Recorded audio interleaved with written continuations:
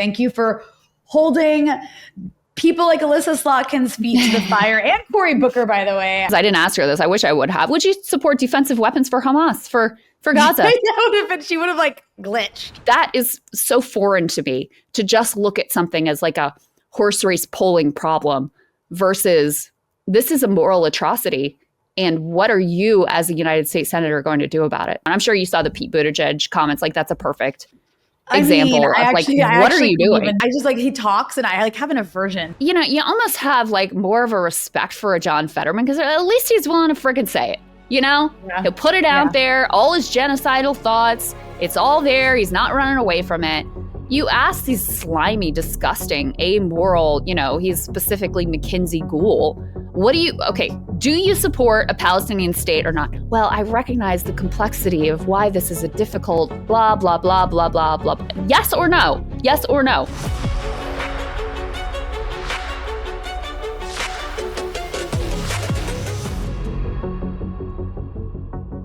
Hello, everyone. I'm Rania Khalek, and this is Dispatches. Israel's genocide in Gaza is nearing the 2-year mark, and still no one is stopping it. The U.S. political establishment is united in enabling it, while the corporate media launders Israel's lies to justify mass killing. Democrats wrap genocide in moral language. Republicans drop their America First mask to protect Israel, and anyone who dares speak out is silenced, censored, or fired. But public opinion is shifting, especially among young people, creating cracks in the old consensus that both parties are desperate to patch up. Joining me to discuss all of this and more is Krystal Ball, host of Breaking Points. But before we jump into it, this is just part of this episode. The full interview is available to Breakthrough News members only. You can become a member at patreon.com/Breakthrough News. And as always, be sure to hit the subscribe button and the bell so you get a notification whenever we post new content. And if you appreciate this show, you can also donate below on YouTube. Krystal Ball, welcome to Dispatches. Thank you for having me, Rania. It is such a pleasure to have you on. And I gotta say, I have been I loved your content before, but you have been so brave and just kicking ass on Palestine, which like holds a special place in my heart. So I appreciate you so much. And there's so much I want to talk to you about beyond just Palestine. But, you know, I'm talking to you on Monday, August 11th. And I know that you saw the news last night. It was last night for me, that Anas al-Sharif, the Al Jazeera Arabic correspondent, was assassinated by the Israelis. And, you know, they've had a target on his head for a long time. But I mean, before we get into it, I kind of just wanted to get your general thoughts as we are now 22 months into this genocide. You know, what's your take on where things stand right now? Oh, that's a very difficult and painful question to answer, to be honest with you. I mean, I guess I'll start by saying I really appreciate what you said about my work and just to me, it should be the bare minimum that people tell the truth and oppose genocide. And so I'm incredibly grateful for you saying that. I get a lot of feedback and appreciation just for, you know, trying to stand for the basic humanity of Palestinians.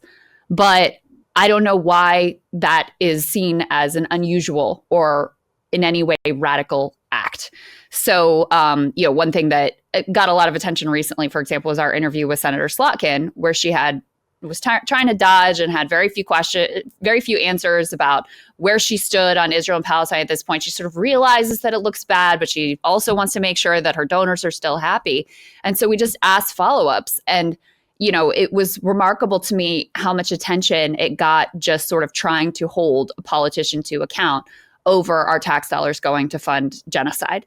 So, you know, that all leads into my reflections about where we are, what this moment is, where we're going. I guess I was too naive, but I genuinely didn't think we lived in a world where Israel would brag, where any country would brag about murdering 5 journalists. They're not denying it. They're celebrating it. And the world would just sort of shrug. And that this is just par for the course of the levels of unrestrained broadcast barbarism that we have seen day after day. And every time Israel pushes the limits of, okay, what can we get away? Can we get away with starving an entire population of 2 million people? Oh, yeah, apparently we can get away with that. Can we get away with just outright targeting and assassinating hundreds of journalists in a way we've never seen in any war, Civil War, World War I, World War II, you name it, never in modern history? Yeah, we can get away with that. Can we get away with actually taking an affirmative vote on a complete plan of genocide and ethnic cleansing and utter annihilation broadcast in daylight? Can we get away with that? Yeah, we can get away with that too. So, it's hard to find hope when that's how dark and barbaric and how utterly morally bankrupt the world has behaved. And yet you see these incredible examples of individual humanity that continue to be a testament to the bedrock human spirit. So, yeah, I guess that's how I feel about where we are right now. Yeah, that's a really good way to put it. I think that what can be said about this moment is, it's brought out the worst in humanity, but in some ways it's also brought out the best in humanity. And it really is like watching just like good and evil duke it out in many ways everywhere. But just to speak to what you were talking about, and I want to get to your interview with Elissa Slotkin, which was incredible, but to speak to what you were talking about with the Israelis bragging about murdering these journalists, this was a tweet that was put out by the Israeli military, quickly after they murdered this Al Jazeera Arabic journalist, Anas, where they're celebrating it. Like you said, it has a bullseye. For those who can only hear this, because they're listening on podcasts, it has a little bullseye emoji and then the words in all caps, struck. And they say Hamas terrorist Anas el-Sharif, who posed as an Al Jazeera journalist. And it goes on to it's just lies. They've been calling him a Hamas terrorist for like a year now. With, debunked claims, like people have debunked these claims. Also, this guy has been reporting the news on air for almost two years. I'm not sure when he would have had the time to be also the lead. They're claiming he's like the leader of some rocket launching brigade in Hamas.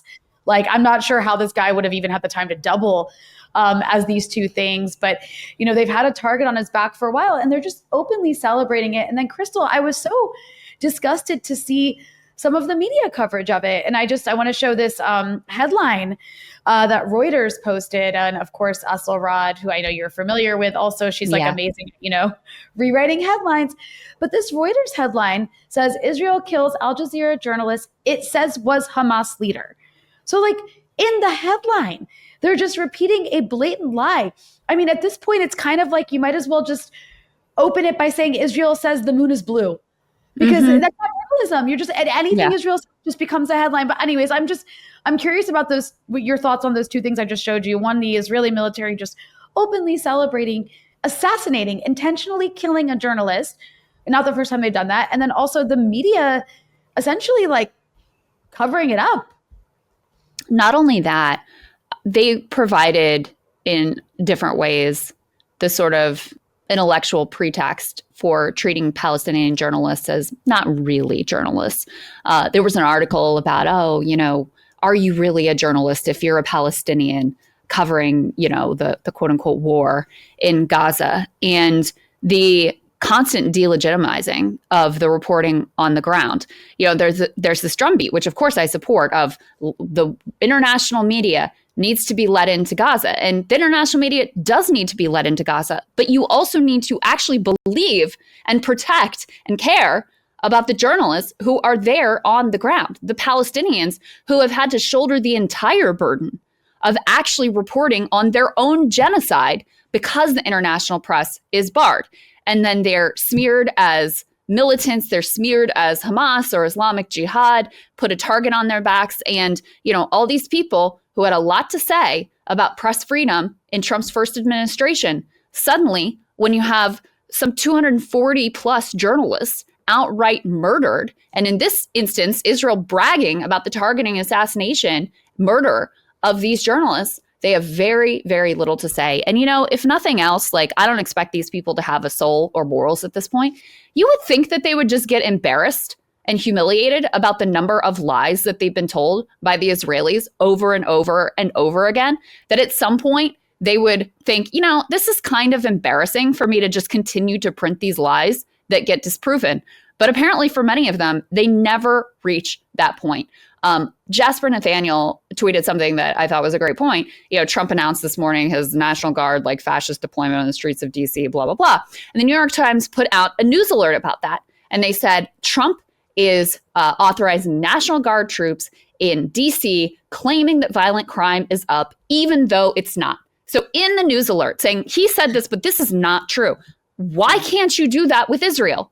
Why? And I don't even know that they would do that with Trump if it was a claim about Israel. They just they just take it at face value, even no matter how preposterous, no matter how many times they've been lied to, it never, ever changes. And that is what enables, when I talk about Israel pushes the bounds and sees what they can get away with, that is the behavior that enables ever escalating atrocities. And that's exactly what we've witnessed.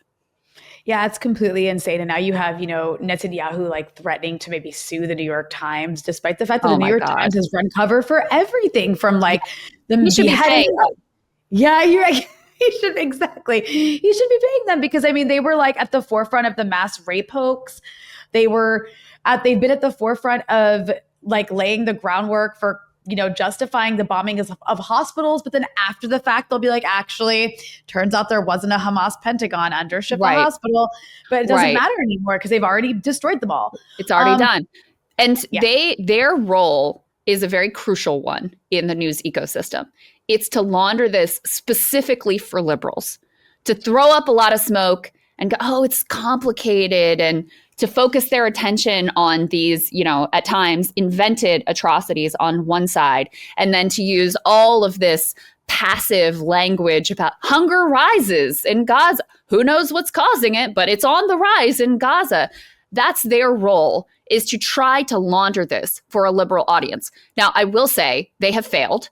If you look at the polling on the Democratic Party side, the base is horrified. They say it's a genocide. They want Bibi Netanyahu arrested if he comes to the United States. They back Zoran Mamdani.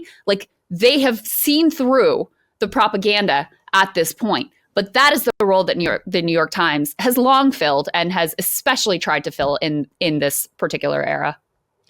So I want to ask you about the interview you did with Elissa Slotkin. I must have watched it 15 times. It was, it was just it was masterclass in how you grill a politician and hold their feet to the fire. And what's amazing, Krystal, is I don't think I've seen anyone else do that. And I know it can be also, maybe it was easy for you to do. I don't know, but I find even myself, even when I'm having to deal with a grotesque person with terrible views, it's hard. It's hard to have access to somebody who has some power and to push back against them. And you did it brilliantly. And so I'm not going to make you watch it again. I know you've already seen it. You were there for it. So I'm going to insert some clips as we talk about it. But I'm curious, was that hard to do? As you're preparing for it, because also I assume, you get to access the senator, and it's probably maybe going to be a while before another Democratic senator comes on your show. Because that it was is very possible. I almost felt embarrassed for her. Almost. Yeah. Well, I asked her this question because I just, I thought a lot about how I wanted to approach that interview. Obviously, I wanted to make sure I was fully prepared on what is her voting record, what is she saying, what has she said in the past, how much funding has she taken. I wanted to make sure I was really rock solid on all of that. And then I also really, you probably get this one shot. You don't have all that long a time with them. What is it that I really want to get out of this interview? And I tried to strip down to the essentials. And one of those was my first question, effectively, what are you doing here? What purpose? Because her team pitched us. We never would have thought that she would come on the show. So we were very confused. I was expecting her to cancel at any point once her staff realized oh, this isn't probably going to go that well for you, but they didn't.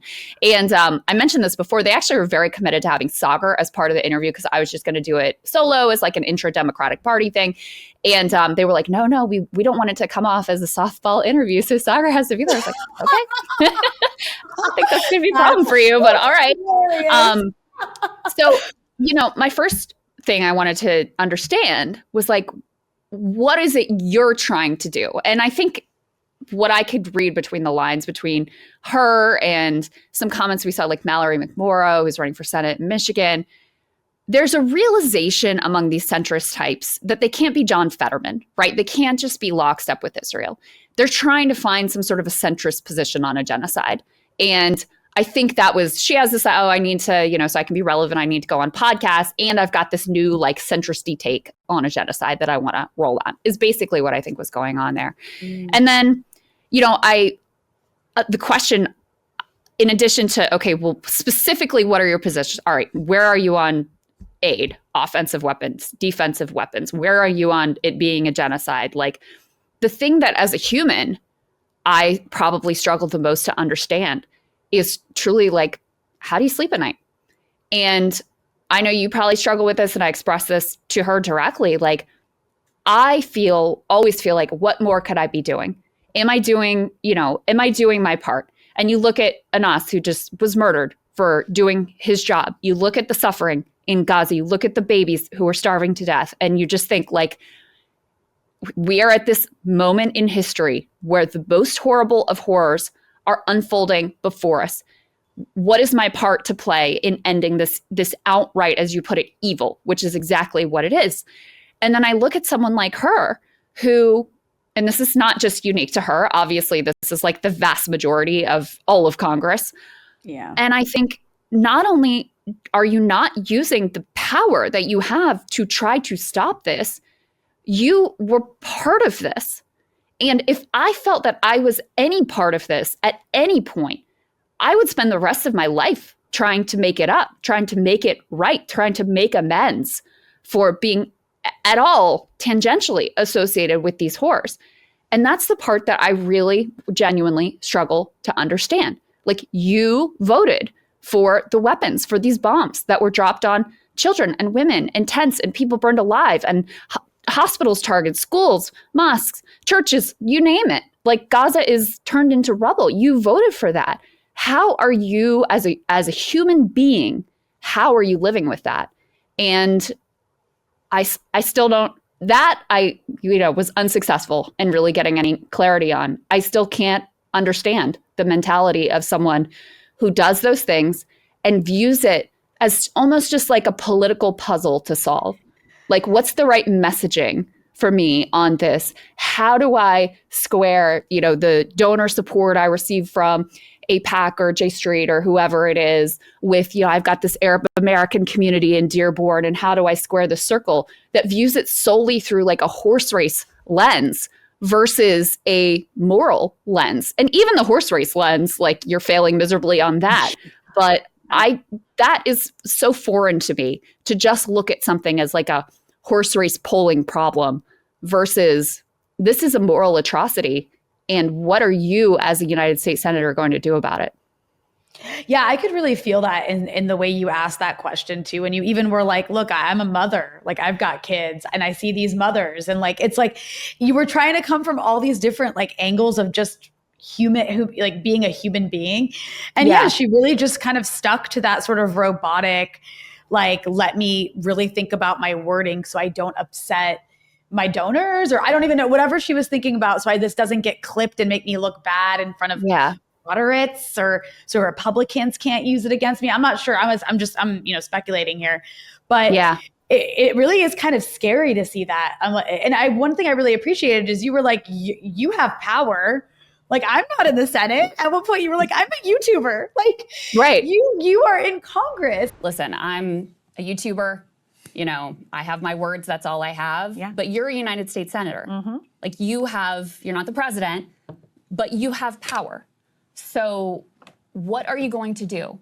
Because so far what we've seen, I mean, you voted for some of the aid that's been used to massacre children and innocents. You have backed Israel, as far as I can tell, from your voting record at almost every turn. You voted for a definition of anti-Semitism that would, codify anti-Zionism as anti-Semitism. You voted as a member of the House to sanction the ICC for indicting Benjamin Netanyahu, who you just admitted is a war criminal, by your own words. So Are you going to join Senator Angus King, Senator Bernie Sanders in saying no more aid to this country that is committing war crimes against innocent civilians? I think the first thing, if you're asking about what to do with power, and I would offer that right now Democrats own nothing in Washington. So don't play powerless with me. You're a United States senator. There are things you can do. In terms of who runs our foreign policy, I just think it's interesting, right, that there was a ton of protests when Democrats were in charge. There was a protest in Manhattan yesterday. Okay. Your political coalition. Well, not to mention, Senator Slotkin, that's fair. Obviously, I'm here. Yeah. I was very upset over the Biden administration policy. And as you can tell, I'm very upset over the Trump administration policy. Yeah. So let's deal not in strawman, but me and but here in and now. terms of so the tools that I have, the tools that we have in general, to me, the most important thing is a pressurized campaign to get aid into people who are starving. That to me is the number one, because that's the one is urgent and today. And but will you cut off aid to Israel so long as they're committing crimes against humanity? There is a difference between a weapon to protect a country from incoming missiles versus other type. Offensive and defensive weapons are different. So would you support offensive weapons ban? Like, would you stop any offensive aid to Israel? That certainly, to me, would be a place to look, but I'm not going to cut off a blanket next sale on a defensive weapon that comes through. No. I also reject that because, for example, if Senator Slotkin, if you were asked to support defensive weapons for Iran, defensive weapons for Russia, you wouldn't back that. No, but Iran, but they're defensive. They're just protecting civilians, right? So how is it different? But because Israel's being shot at. So is Russia. So is Iran. Yeah. So is Russia. Ukraine's shooting at Russia right now.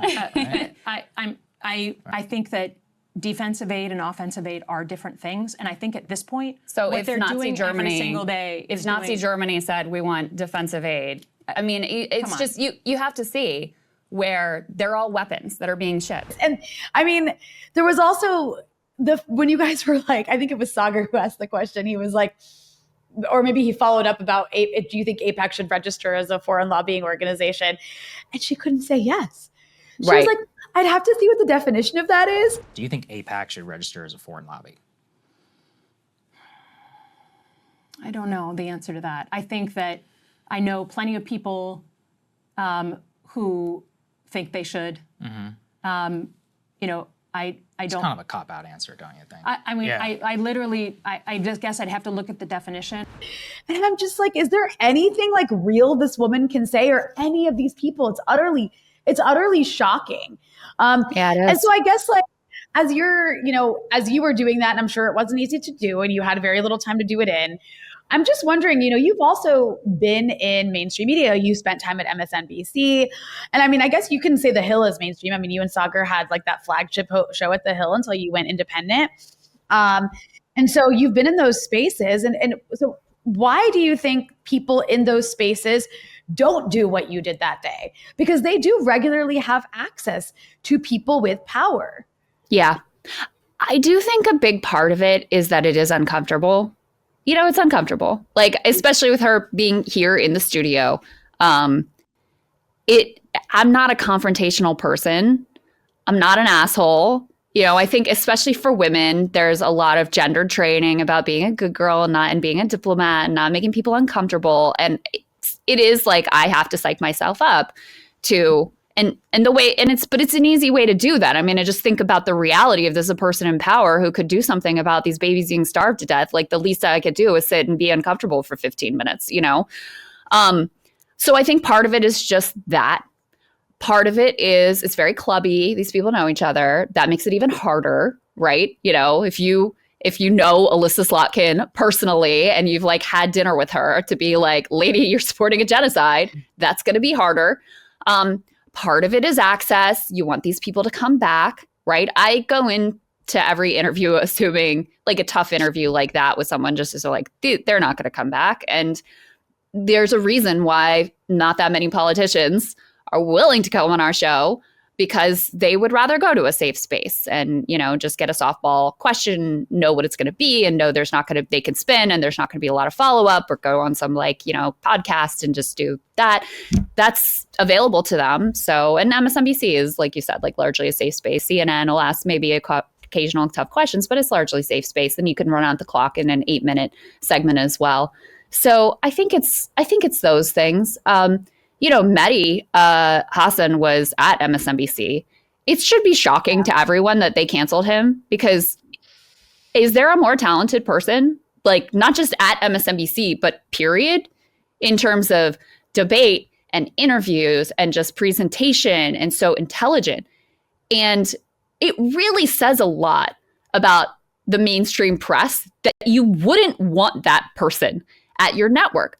But I genuinely think that the fact that he was a hard ass in an interview and would follow up and wouldn't let people off the hook, I think that's exactly why he was let go, because they want to maintain their access to all these politicians, and the broader network, the corporate entity, wants to maintain their good ties so that they can get their deals through and not have any problem with the government. So that's the way this stuff works. And then they also, of course, end up hiring some of those people like Jen Psaki, who now has a show Mm-hmm. on Yeah, MSNBC. that's right. That's exactly right. Great point. Great point.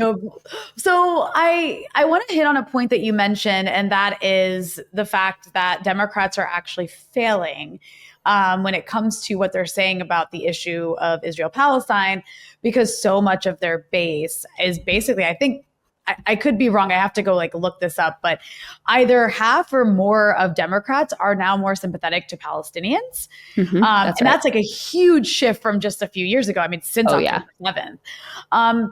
And so obviously their base is disgusted with what's happening. I think you can see it playing out in the New York City mayoral race with Zohran winning the primary. So why do you think so many Democrats, and this is maybe an easy question to answer, but why are they doubling down on this pro-genocide position despite public opinion shifting so dramatically, and when they're also in the opposition? And so they're doing themselves a huge disservice. Yeah, there's a part of it that actually is still perplexing to me, because, you'll have people who will take half steps, like they'll vote for Bernie's amendments, or they'll vote for just the one about the assault rifles, but not the other one about the bombs. And it's like, you do know that for AIPAC, if you're just worried about the Zionist donor network, and AIPAC being the biggest and the baddest in the group, they're done with you the minute you take any of these half steps. They think you're a horrible anti-Semite, and they'll never support you, and they'll fund your primary challenger, even if they think you might in the future go against them. So from that perspective, it is a little perplexing to me, given how clear the polling is about where the Democratic base is. There's a wide open lane for, again, put the morality aside, just be a cynical political tactician. There is such a wide open lane for someone positioning for 2028 to come out and be, it is a genocide. We have a moral obligation to stop it. Biden screwed up, and now Trump has made it even worse. Just to be complete, people want that moral clarity, and they understand if you're willing to express that level of moral clarity, it means, okay, maybe you actually have a shred of humanity and principles that you're willing to stand by, number one. And number two, you're not just completely a donor creation. So it is a little mind-boggling to me that there is no one filling that space right now. And I'm just waiting for someone to realize that this political opening is available to whoever wants to grab it. So from that way, it's perplexing. In other ways, obviously, it's not. I mean, we've seen how the Israel lobby has thrown money around. Just ask Jamal Bowman how it goes when you even moderately, and at that point, he was pretty moderate in his criticism of Israel. They will spend millions to absolutely destroy you.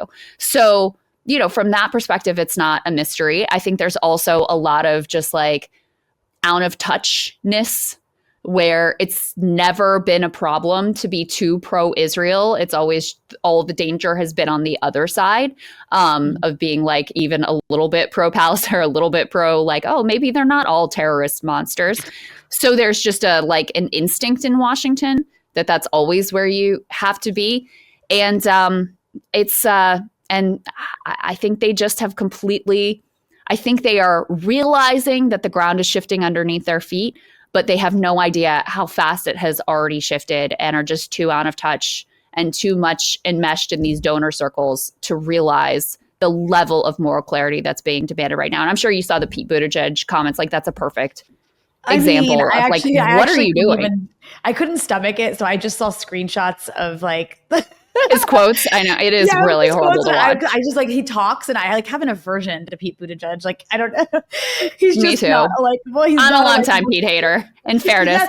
Well, I mean, in a sense, you can sort of like, you know, you almost have like more of a respect for a John Fetterman because at least he's willing to freaking say it. You know, he'll put it out there, all his genocidal thoughts. It's all there. He's not running away from it.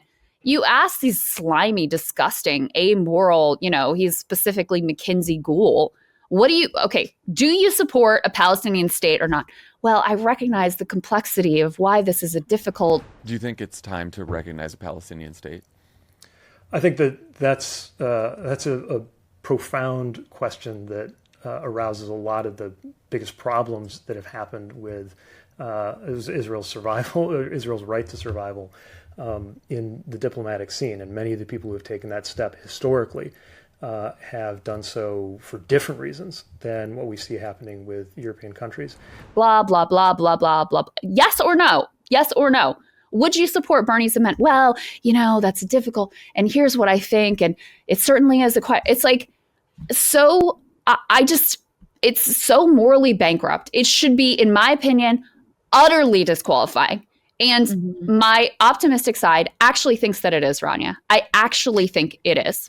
What do you think about that? We'll see. We'll definitely see. I mean, when I look at the polling on the issue of Israel, there's like a majority of Democrats now have a negative view of Israel, which is a huge shift. And also, this is happening in the context of like, everything is in Israel's favor when it comes to the propaganda war, the information war, right? Like every mainstream media outlet is running cover for the most part, give or take some honesty here and there.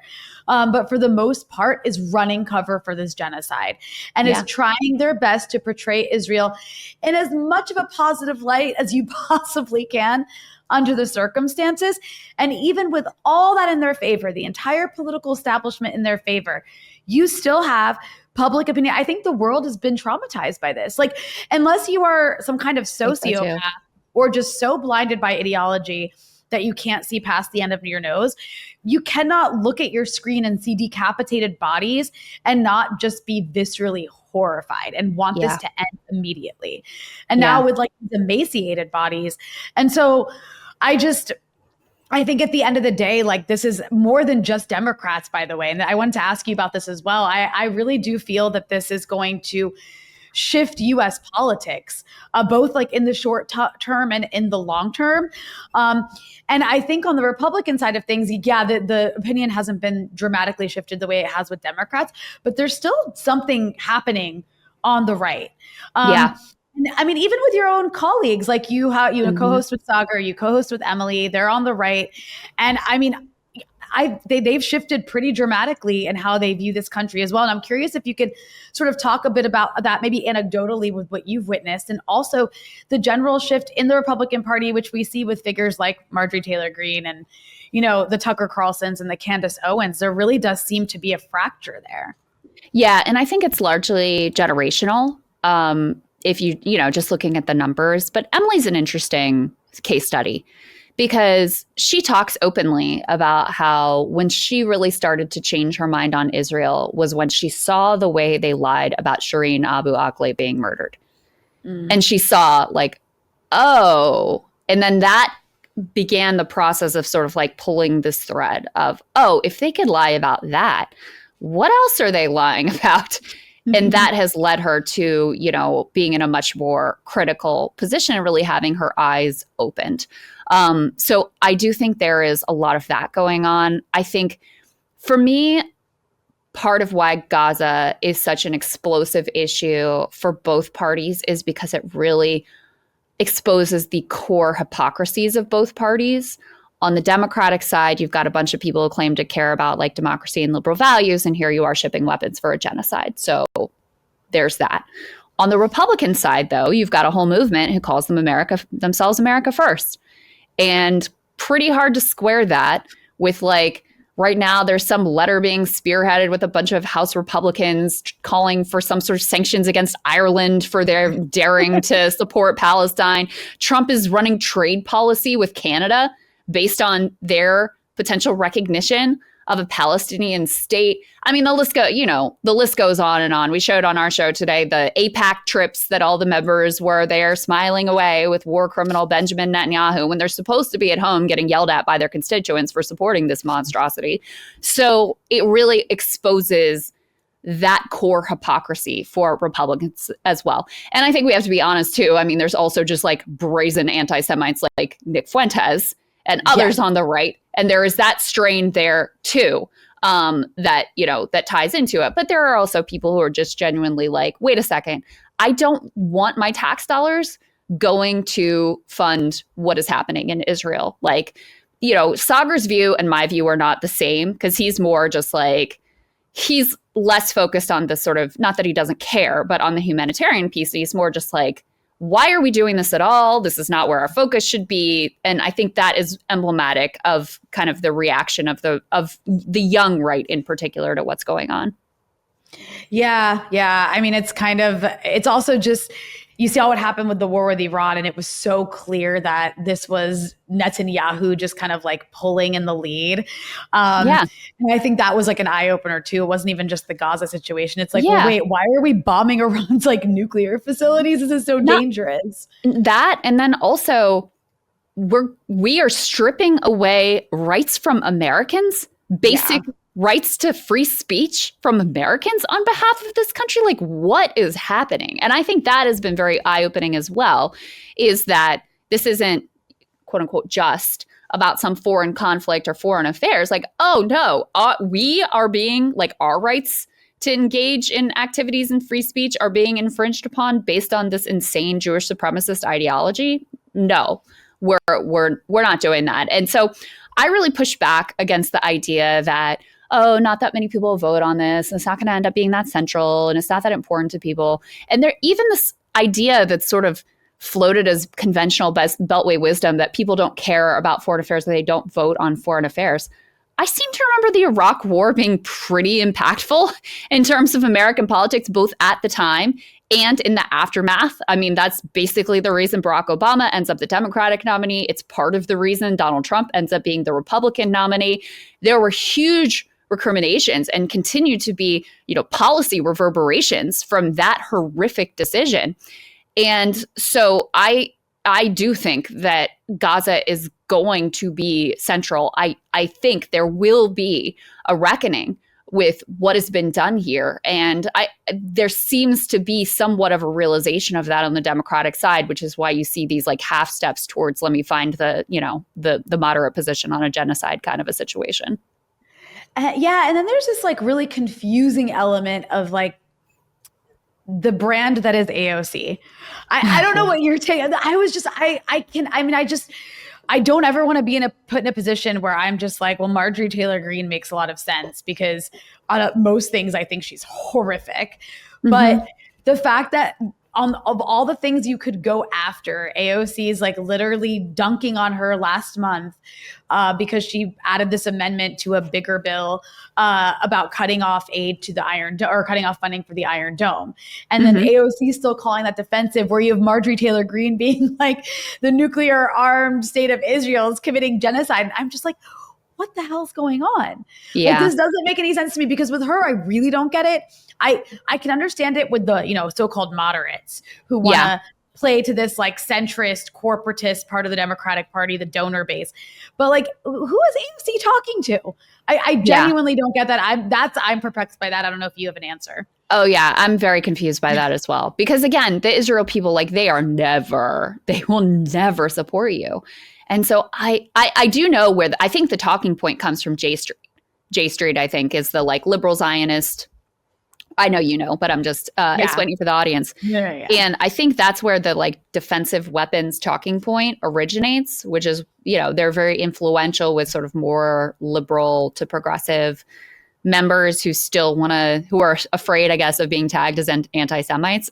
Is that what's going on? I don't know. But to be honest with you, I try not to be too harsh on AOC, because I do think she gets a lot of scrutiny, some of it fair, some of it unfair. But I have to tell you, for me, that offensive, defensive weapons thing that she put out was pretty disqualifying. It really was. I don't know how. I don't know how at this point you don't just like. I mean, this is one of the things I asked Slotkin. I was like, okay, so would you support defensive weapons for Iran? Would you support defensive weapons? I didn't ask her this. I wish I would have. Would you support defensive weapons for Hamas, for Gaza? She would have like glitched. Yeah, it's just protecting innocent civilians. It's purely defensive. So why not? And when you think of it in those terms, obviously it becomes utterly preposterous. And so I don't know. I just feel like if you still at this point are failing on such a basic moral question, it really just does, for me, call into question your basic moral compass, your principles, your fortitude, you're willing to, take the heat when things get hard, just your ability to sort of like rationally think through a situation. I found it profoundly disappointing. And again, she's one of the better members on the, I want to be clear about that too, in terms of her voting record. She's one of the better members. But if you are supposed to be the person pushing the left vanguard, and you're still like spitting out some J Street crafted nonsense about the defensive versus offensive weapons distinction, I'm sorry. That's not good enough. It's not good enough.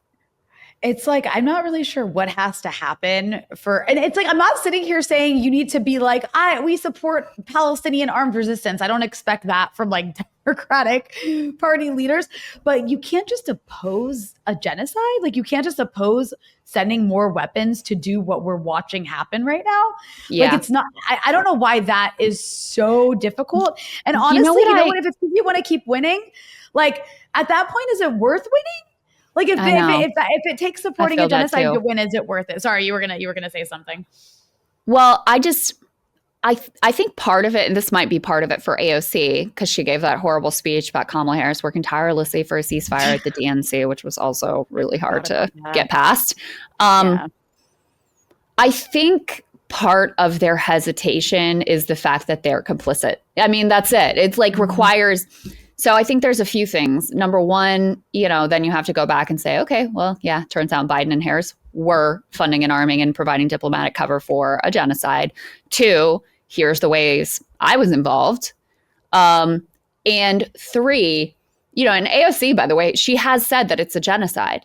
And it, again, almost makes it even more perplexing, because if you truly believe that really creates think of the historic connotation, like the implications of that and what it means for you as, again, an elected representative with power. What does that mean for you and your responsibility and the way you approach not just these votes, but like anything you can do to draw attention, try to bring this thing to an end? And I don't think they want that responsibility. I think that's why a lot of them really, really resist that term, even though it is so clearly it's the global consensus. Israeli scholars and Israeli rights organizations like B'Tselem have come out and said the same thing. You've got just hundreds of academics, scholars of genocide saying, yes, obviously. I mean, we're watching it unfold. Why the resistance to this term? And I think it's because they don't really want the responsibility that comes with the acknowledgement of what this means, and with the reckoning with what their past actions mean as well. Yeah, I mean, I guess if you really invoke the term genocide, like officially, then that would actually, that would mean you'd have the responsibility to protect, right? And then you'd have to actually be advocating for some sort of military intervention to stop this. But in the case of the US, all it means is stop giving weapons to the people committing it. You don't even need to invade Israel to stop it. You just have to stop giving them weapons. And if that's, you're absolutely right. That could very well be it. But I guess if I was like a really selfish, self-interested person who was considering my legacy and my future career in politics, I don't mean next year, I mean like in 10 years, I would be wanting to make sure I had the receipts showing I stood against it. Because how awful is that for the future to look back and be like, oh, these were all complicit cowards. Because that's how all these people are going to be remembered at the end of the day, as complicit cowards. Well, and maybe they think that Israel is going to carry out their final solution. And since they're the victors, they'll get to write the historical narrative of what happened. Maybe they believe there won't be that reckoning. I don't think that's true. I think we've all seen too much for Israel to be able to have the final word here about what really happened. Yeah. Well, I also want to ask you about your own political trajectory. If you enjoyed this episode and want to hear the rest, you can access it by becoming a Breakthrough News member at patreon.com/breakthrough news.